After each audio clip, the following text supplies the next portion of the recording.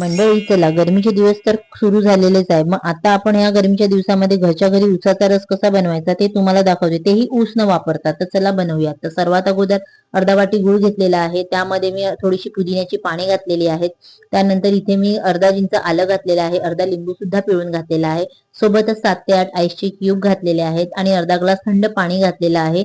आता जर तुमच्याकडे मीठ काळं नसेल तर तुम्ही साधं मीठ वापरलं तरी सुद्धा चालेल. आता ह्या सर्व मिश्रणाला आपण ग्राइंड केलेलं आहे. तुम्ही पाहू शकता घरच्या घरी ऊस न वापरता आपला छान असा ऊसाचा रस बनवून रेडी झालेला आहे. तुम्ही सुद्धा या गरमीमध्ये असा ऊसाचा रस घरच्या घरी नक्की ट्राय करून बघा. खूप हेल्दी सुद्धा आहे आणि पूर्ण फ्लेवर ऊसाच्या रसासारखाच लागतो. आता आपण याला ग्लासमध्ये काढून घेऊया. त्यानंतर ह्याच्यामध्ये 4-5 आईसचे क्यूब आणखीन घालूया. मस्त असं थंड थंड ऊसाचा रस बनवून रेडी झालेला आहे.